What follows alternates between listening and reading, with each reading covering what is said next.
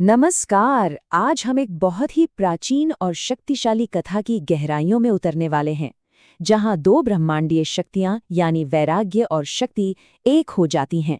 ये कहानी है शिव और पार्वती के विवाह की।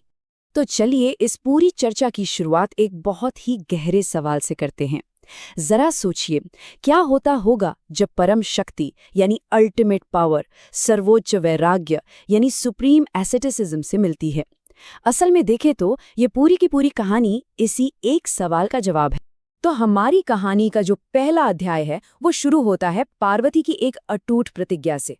ये एक ऐसी राजकुमारी की कहानी है जिसने एक दिव्य उद्देश्य के लिए अपने सारे शाही सुख सुविधाओं को, सब कुछ को पूरी तरह से त्याग दिया था। पार्वती जो हिमालय के राजा की बेटी थी, उनका दिल बचपन से ही सिर्फ और सिर्फ एक ही के लिए धड़कता था, और वो थे वैरागी भगवान शिव। और उनका ये संकल्प ये बिल्कुल अटूट था। अब शिव को पाने का उनका जो संकल्प था वो इतना मजबूत था कि उन्होंने जो तपस्या की वो वाकई में अविश्वसनीय है। शुरुआत हुई महल के सारे सुख छोड़ने से। इसके बाद हजारों साल तक वो सिर्फ फल फूल पर जिंदा रहीं, और अंत में तो हालत ये हो गई कि वो सिर्फ हवा पर जीकर तपस्या करने लगी। मतलब उनकी भक्ति की जो तीव्रता थी वो हमारी कल्पना से भी परे है। उनकी भक्ति इतनी गहरी, इतनी सच्ची थी कि खुद सृष्टि के रचयिता भगवान ब्रह्मा को उनके सामने आना पड़ा, और उन्होंने पार्वती को ये वरदान दिया कि उनका शिव से मिलन होकर ही रहेगा। आखिरकार उनके इस महान तप को सबसे बड़ी दिव्य शक्ति से मान्यता मिल ही गई। लेकिन वरदान तो मिल गया, पर कहानी यहाँ खत्म नहीं होती। अब कहानी का अगला पड़ाव शुरू होता है, जहाँ पार्वती के उस अटूट संकल्प को अपनी सबसे बड़ी, अपनी आखिरी परीक्षा से गुजरना था। तो शिव ने उनकी परीक्षा लेने के लिए सबसे पहले भेजा 7 महान ऋषियों को, जिन्हें हम सप्तऋषि कहते हैं। उन्होंने पार्वती को समझाने की बहुत कोशिश की। उन्होंने कहा कि शिव तो बस एक शमशान में रहने वाले, शरीर पर भस्म लगाने वाले वैरागी हैं। लेकिन इन सब बातों का उन पर जरा भी असर नहीं हुआ। वो अपने फैसले पर बिल्कुल अडिग रहीं। और फिर आई आखिरी परीक्षा।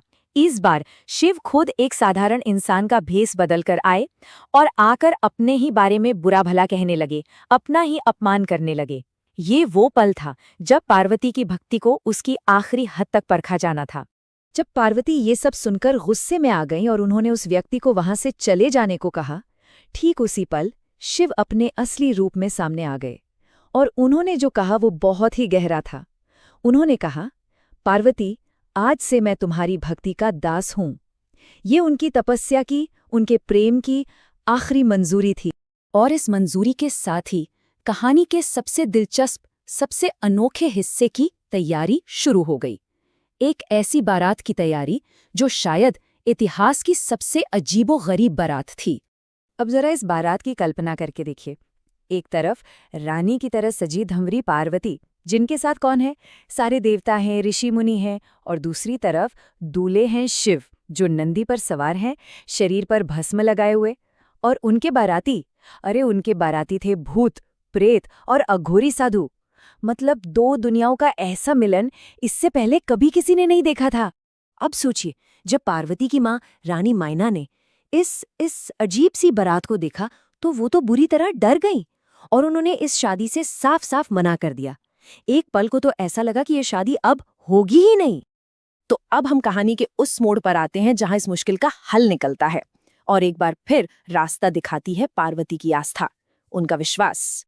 पार्वती के एक प्यार भरे अनुरोध पर शिव ने अपना वो वैरागी रूप बदल लिया, और वो प्रकट हुए अपने चंद्रशेखर रूप में, एकदम तेजस्वी, सुंदर और दिव्य।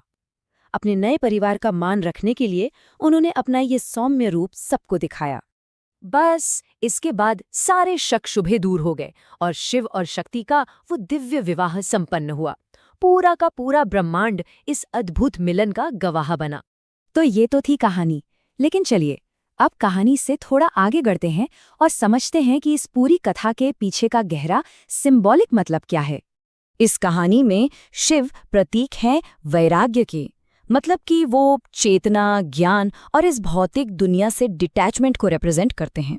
और वहीं दूसरी तरफ पार्वती प्रतीक है शक्ति की। वो उस एनर्जी, उस प्रकृति और उस ताकत को रिप्रेजेंट करती हैं जिससे ये पूरा ब्रह्मांड चलता है। तो असल में उनका ये मिलन सिर्फ एक शादी नहीं है, ये अस्तित्व की दो सबसे बुनियादी ताकतों का एक सिंबॉलिक बैलेंस है। चेतना यानी शिव और ऊर्जा यानी पार्वती, इन्हीं दोनों का संतुलन इस ब्रह्मांड को बनाता भी है और इसे चलाता भी है। और इस कहानी से एक बहुत जरूरी संदेश और मिलता है, वो ये कि सच्ची भक्ति और दिव्य प्रेम का लेना देना बाहरी दिखावे से बिल्कुल नहीं होता। इसका संबंध तो अंदर की पवित्रता और विश्वास से है। यही वजह थी कि पार्वती की भक्ति का फल मिला और शिव का वो अजीब सा दिखने वाला रूप कोई मायने नहीं रखता था। और आखिर में ये कहानी हमारे लिए एक बहुत बड़ा सवाल छोड़ जाती है, जिस पर हमें सोचना चाहिए कि हमारी अपनी जिंदगी में शक्ति और वैराग्य का ये संतुलन कैसा दिखता है।